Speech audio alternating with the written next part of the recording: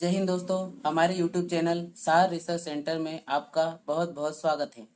आज का जो हमारा टॉपिक है वो है सेंट्रल विस्टा एवेन्यू। आज के इस वीडियो में हम सेंट्रल विस्टा प्रोजेक्ट के बारे में जानेंगे कि क्या है ये और ये क्यों चर्चा में रहा है। इसके बारे में हम इस वीडियो में पढ़ेंगे। चलिए दोस्तों, हम बढ़ते हैं आगे और इसके बारे में हम डिस्कस करते हैं। चलिए, तो सबसे पहले हम जानेंगे कि क्या है सेंट्रल विस्टा। आखिरकार ये सेंट्रल विस्टा क्या है और यह क्यों चर्चा में रहा है। तो दोस्तों, नई दिल्ली में राष्ट्रपति भवन, कौन सा भवन? राष्ट्रपति भवन से इंडिया गेट तक के 3.2 किलोमीटर लंबे क्षेत्र को सेंट्रल विस्टा कहते हैं। मतलब कि राष्ट्रपति भवन से लेकर इंडिया गेट तक का जो एरिया है और वहाँ पर जितनी भी संरचनाएं बनी हुई है, जैसे कि संसद भवन है, उसके बाद में राष्ट्रपति भवन है और जितने भी वहाँ पर कार्यालय बने हुए हैं, उन वो जितना भी एरिया आता है उस एरिया को क्या कहा जाता है? सेंट्रल विस्टा कहा जाता है। दिल्ली के सबसे ज़्यादा देखे जाने वाले पर्यटन स्थलों में भी यह शामिल है। तो चलिए दोस्तों, अब हम बढ़ते हैं आगे और हम देखेंगे, ये चित्र के माध्यम से आप देखिए कि सेंट्रल विस्टा कौन सा एरिया है। सेंट्रल विस्टा तो 3.2 किलोमीटर में फैले सेंट्रल विस्टा में क्या क्या है। तो देखिए, यहाँ पर राष्ट्रपति भवन भी है, यहाँ पर पुराना संसद भवन और उसके ठीक पीछे ही ये देखिए, ये पुराना संसद भवन और ये रहा नया संसद भवन। उसके बाद में सारे सरकारी कार्यालय भी यहीं पर स्थित है, रक्षा भवन, फिर उसके बाद में प्रधानमंत्री आवास भी यहाँ पर स्थित है।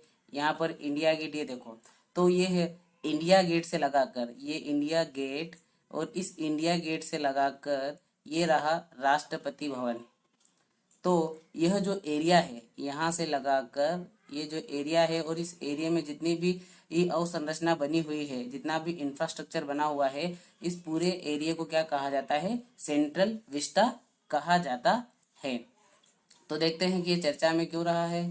चलिए, ये तो इसको क्या किया जा रहा है दोस्तों? सेंट्रल विस्टा जो प्रोजेक्ट है वो चर्चा में इसलिए रहा है क्योंकि जो सेंट्रल विस्टा का जो एरिया है उसको क्या किया जा रहा है? रीडेवलपमेंट किया जा रहा है। उसका क्या किया जा रहा है? उसका पुनर्विकास किया जा रहा है, इसलिए यह चर्चा में रहा है। तो सबसे पहले तो हम इसका इतिहास जान लेते हैं कि इसके पीछे क्या इतिहास है। सेंट्रल विस्टा के पीछे तो क्या है इसका इतिहास। तो क्या हुआ दोस्तों कि जब 1911 में, सबसे पहले तो जब अंग्रेजों का, तो अब हम इसका इतिहास जान लेते हैं कि इसके पीछे क्या इतिहास है। तो दोस्तों, क्या हुआ कि 1911 में किंग जॉर्ज पंचम, जब अंग्रेजों का शासन था, तो 1911 में जब पहले जो राजधानी हुआ करती थी भारत की, वो भारत की राजधानी क्या हुआ करती थी? कलकत्ता हुआ करती थी 1911 से पहले। लेकिन 1911 में जब किंग जॉर्ज पंचम भारत आए तो उन्होंने क्या किया कि जो भारत की राजधानी थी वो पहले कलकत्ता थी, जो पश्चिम बंगाल में स्थित है, तो वहां से उस राजधानी को परिवर्तित करके कहाँ पर लेके आ गए? दिल्ली में लेकर आ गए। तो 1911 में राजधानी क्या बन गई? दिल्ली बन गई। अब जब राजधानी दिल्ली बन गई तो कलकत्ता में जितने भी ऑफिस थे, जो सरकार के जितना भी कामकाज वहाँ कलकत्ता से होता था, तो जब दिल्ली राजधानी बनेगी तो सारा सरकारी कामकाज कहाँ से होने लगेगा? दिल्ली से होने लगेगा। तो यहाँ पर विभिन्न प्रकार की इमारतों को बनाने के लिए भी फिर उसके बाद में यहाँ पर धीरे धीरे इमारतें बनने लगी और सारा का सारा एडमिनिस्ट्रेशन कहाँ आने लगा? कलकत्ता से दिल्ली आने लगा। तो दिल्ली में अहम इमारतें बनाने का जिम्मा किसको दिया गया? एडविन लुटियंस को और हर्बर्ट बेकर को ये काम दिया गया कि यहाँ पर नया जो भी इंफ्रास्ट्रक्चर है उसको बनाया जाए। इन दोनों ने ही सेंट्रल विस्टा को डिजाइन किया। ये प्रोजेक्ट वॉशिंगटन के कैपिटल कॉम्प्लेक्स और पेरिस के सॉन्स एलिजे से प्रेरित था। चलिए, अब बढ़ते हैं आगे। तो आइए देखते हैं कि लुटियंस और बेकर ने उस वक्त क्या क्या निर्माण किया था। सबसे पहले देखते हैं कि गवर्नमेंट हाउस का उन्होंने निर्माण करा, जो आज क्या है? राष्ट्रपति भवन है। उन्होंने इंडिया गेट का निर्माण करवाया। उन्होंने काउंसिल हाउस का निर्माण कराया, जो आज क्या है? संसद भवन है। नॉर्थ ब्लॉक और साउथ ब्लॉक और किंग जॉर्ज स्टेचू का भी उन्होंने क्या करवाया था? निर्माण करवाया था, जिसे बाद में क्या कर दिया गया? वॉर मेमोरियल बना दिया गया। आजादी के बाद सेंट्रल विस्टा एवेन्यू की सड़क का नाम भी क्या कर दिया गया, परिवर्तित कर दिया गया। तो दोस्तों क्या परिवर्तित किया गया, आजादी से पहले जो सेंट्रल विस्टा मतलब कि राष्ट्रपति भवन से लगाकर इंडिया गेट तक की जो सड़क थी उसका नाम पहले क्या था, किंग्स वे था। क्या था, किंग्स वे मतलब राजाओं का पथ। क्या था, राजाओं का पथ। लेकिन आजादी के बाद उसका नाम किंग्स वे से परिवर्तित करके क्या कर दिया गया, राजपथ कर दिया गया था। क्या कर दिया गया था, राजपथ कर दिया गया था। तो समझ में आया दोस्तों। अब हम देखते हैं कि वर्तमान में क्या हो रहा है कि यही जो राजपथ है जो इंडिया गेट से लगाकर हमारे राष्ट्रपति भवन तक की जो सड़क है, जिस सड़क को हम राजपथ नाम आजादी के बाद दिया गया था, उसी का नाम अभी परिवर्तित कर दिया गया है और इसका नाम क्या कर दिया गया है, कर्तव्य पथ कर दिया गया है। तो अब से उस पथ का नाम क्या होगा, कर्तव्य पथ होगा। तो चलिए अब हम बढ़ते हैं आगे और आगे देखते हैं। ये देखो दोस्तों, ये जो सेंट्रल विस्टा प्रोजेक्ट के थ्रू जो भी डेवलपमेंट रीडेवलपमेंट हो रहा है, उस रीडेवलपमेंट होने के बाद में हमारा जो वो एरिया है सेंट्रल विस्टा एरिया, जो राष्ट्रपति भवन से, यहाँ पर राष्ट्रपति भवन है और ये रहा इंडिया गेट। तो राष्ट्रपति भवन से अगर हम इंडिया गेट तक का एरिया देखें तो कुछ इस प्रकार से पूरा डेवलप्ड होने के बाद में, पूरा विकसित होने के बाद में इस तरीके से दिखाई देगा। और जो वो किंग्स वे रोड था या फिर राजपथ जिसका नाम रखा गया था, जिसे आज के समय में हम कर्तव्य पथ नाम रख दिया गया है, वो जो रोड है वो इस रोड को बोलते हैं। ये जो बीच में आपको रोड दिखाई दे रही है, ये रास्ता दिखाई दे रहा है, इसको ही क्या कहा जाएगा, अब कर्तव्य पथ कहा जाएगा। चलिए बढ़ते हैं आगे। ये देखिए दोस्तों, एक और चित्र के माध्यम से आप देखिए, सेंट्रल विस्टा प्रोजेक्ट, इसमें क्या क्या शामिल है सेंट्रल विस्टा प्रोजेक्ट में। तो ये रहा राष्ट्रपति भवन, ये ऊपर, और ये रहा इंडिया गेट। और ये जो बीच में रोड दिख रही है, ये कौन सा रोड है, राजपथ रोड, जिसका नाम क्या परिवर्तित कर दिया गया है, अब इसका नाम क्या होगा, कर्तव्य पथ रख दिया गया है। उसके बाद में यहीं पर है, ये देखो, ये रहा न्यू संसद भवन, यहाँ पर उपराष्ट्रपति का आवास, ये रहा प्रधानमंत्री का आवास भी यहीं पर है, यहाँ पर पीएमओ ऑफिस है। फिर उसके बाद में विभिन्न प्रकार के कार्यालय भी यहीं पर स्थित है। और इसी को क्या किया जा रहा है, सेंट्रल विस्टा प्रोजेक्ट को क्या किया जा रहा है, रीडेवलप्ड किया जा रहा है। क्या किया जा रहा है, रीडेवलप्ड मतलब पुनर्विकसित किया जा रहा है। अब हम देखेंगे कि सेंट्रल विस्टा के अंदर क्या क्या शामिल होते हैं। तो सेंट्रल विस्टा जो हम कह रहे हैं बार बार कि सेंट्रल विस्टा, तो इस सेंट्रल विस्टा में कौन कौन से भवनों को शामिल किया गया है, कौन कौन से इंफ्रास्ट्रक्चर इसके अंतर्गत आते हैं। तो राष्ट्रपति भवन भी सेंट्रल विस्टा के अंतर्गत ही आता है, संसद भवन, north block, south block, rail भवन भी यहाँ पर है, वायु भवन, कृषि भवन, उद्योग भवन, शास्त्री भवन, निर्माण भवन, नेशनल आर्काइव, जवाहर भवन, Indira Gandhi centre for arts, उपराष्ट्रपति का घर, नेशनल म्यूजियम, विज्ञान भवन, रक्षा Bhavan, Vanijya Bhavan, Hyderabad house, Jamnagar, India gate और बाकी सारी चीजें भी सेंट्रल विस्टा के अंतर्गत ही आती है।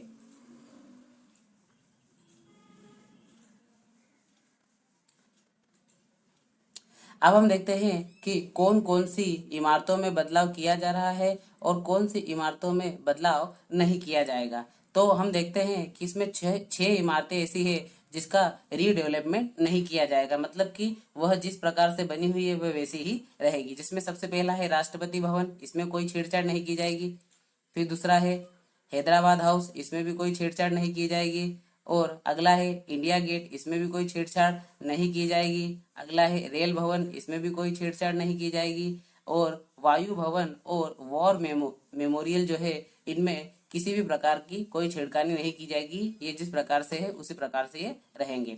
तो फिर किस किस में परिवर्तन किया जाएगा, तो यहाँ पर नॉर्थ ब्लॉक है, उसके बाद में साउथ ब्लॉक है, इन दोनों को नेशनल म्यूजियम में बदला जाएगा। मतलब नॉर्थ ब्लॉक और साउथ ब्लॉक को मिलाकर क्या कर दिया जाएगा, नेशनल म्यूजियम कर दिया जाएगा। संसद की मौजूदा इमारत को पुरातात्विक धरोहर में बदल दिया जाएगा दोस्तों, क्योंकि अभी नया संसद भवन बन रहा है। तो जब संसद भवन नया बन जाएगा तो जो पुराना संसद भवन है उसको क्या कर दिया जाएगा, पुरातात्विक धरोहर में बदल दिया जाएगा। मौजूदा जो जामनगर हाउस है उसको इंदिरा गांधी राष्ट्रीय कला केंद्र में बदल दिया जाएगा। और जो जामनगर हाउस है उसे इंदिरा गांधी राष्ट्रीय कला केंद्र में बदल दिया जाएगा। चलिए अब बढ़ते हैं हम आगे, और आगे हम देखते हैं कि इसके साथ ही साथ दोस्तों क्या क्या बनाया जा रहा है। कुछ 4 नई इमारतें भी बनाई जा रही है, जिसमें सबसे पहले है संसद भवन, नया संसद भवन बनाया जा रहा है ना। फिर उसके बाद में अगर हम देखें तो उपराष्ट्रपति भवन भी बनाया जा रहा है, नया बनाया जाएगा। प्रधानमंत्री आवास के साथ साथ एक सेंट्रल सेक्रेटरिएट भी बनाया जाएगा। इसी सेंट्रल सेक्रेटरिएट में सरकार के भी मंत्रालय और ऑफिस शिफ्ट किए जाएंगे। मतलब कि 4 चीजें नई बनाई जाएगी, जिसमें पहला है संसद भवन, दूसरा है उपराष्ट्रपति भवन, तीसरा है प्रधानमंत्री आवास, और चौथा है सेंट्रल सेक्रेटरिएट। इसके साथ ही साथ इस रीडेवलपमेंट के जरिए कुछ इमारतें गिराई भी जाएगी। मतलब जब रीडेवलपमेंट होगा तो ऑब्वियसली बात है कुछ चीजें बनेगी तो कुछ चीजों को तोड़ा भी जाएगा। तो कौन कौन सी चीजों को तोड़ा जाएगा, तो इसमें है नेशनल म्यूजियम, इंदिरा गांधी राष्ट्रीय कला केंद्र को तोड़ दिया जाएगा, उपराष्ट्रपति भवन को तोड़कर नया बनाया जाएगा। अभी हमने देखा था यहाँ पर उद्योग भवन, निर्माण भवन, जवाहर भवन, विज्ञान भवन, कृषि भवन, शास्त्री भवन और रक्षा भवन जैसी इमारतों को क्या कर दिया जाएगा, गिरा दिया जाएगा। आगे बढ़ते हैं, आगे हम देखते हैं कि यह प्रोजेक्ट कब तक पूरा हो जाएगा। हम देखते हैं कि ये कब तक पूरा हो सकता है। तो अगर हम देखें तो सेंट्रल विस्टा एवेन्यू के पुनर्विकास का काम तो पूरा हो चुका है। मतलब कि सेंट्रल विस्टा इवेन्यू के जो पुनर्विकास का काम सौंपा गया था तो वो काम तो पूरा हो चुका है, और इसका उद्घाटन 8 सितंबर को प्रधानमंत्री ने कर दिया गया है। नए संसद भवन, जो नया संसद भवन बन रहा है उसके निर्माण का लगभग 70% काम अभी हो चुका है, और 30% काम अभी बचा हुआ है। केंद्रीय सचिवालय का भी 17% काम हो चुका है, अभी उसका काम बचा हुआ है। और उपराष्ट्रपति जो भवन बनाया जा रहा है वह भी 24% का काम हो चुका है, बाकी का काम अभी इसमें बचा हुआ है।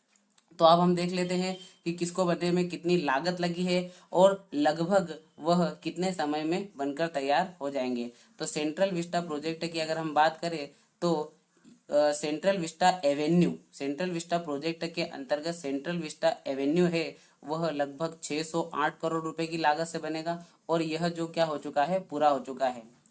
इसमें नया संसद भवन भी बन रहा है, तो नया संसद भवन को बनने में कितने लगेंगे, 971 करोड़ रुपए लगेंगे, जो लगभग नवंबर 2022 तक बनकर तैयार हो जाएगा। एक केंद्रीय सचिवालय बन रहा है जो लगभग 3690 करोड़ रुपए की लागत से बनेगा दोस्तों, और ये लगभग दिसंबर 2023 तक बनकर तैयार हो जाएगा। उपराष्ट्रपति का निवास भी 208.48 करोड़ रुपए की लागत से बन रहा है, और यह लगभग जनवरी 2023 तक बनकर तैयार हो जाएगा। और एक एग्जीक्यूटिव इनक्लेव भी बनाया जा रहा है, जिसका काम अभी तक शुरू नहीं हुआ है। अगर इसके सोर्स की बात करें तो दोस्तों इसका सोर्स है लोकसभा। हमने लोकसभा से सीधे सीधे इसको लिया है, क्योंकि हमारे जो लोकसभा में मंत्रियों ने इसके बारे में बताया है कि लगभग यह इतने समय में ये क्या हो सकते हैं, कंप्लीट लगभग हो जाएंगे। तो चलिए अब हम बढ़ते हैं आगे। तो धन्यवाद दोस्तों, अगर आपको वीडियो पसंद आया हो तो वीडियो को लाइक कीजिए और चैनल को सब्सक्राइब कर दीजिए इसी तरीके की जानकारी के लिए।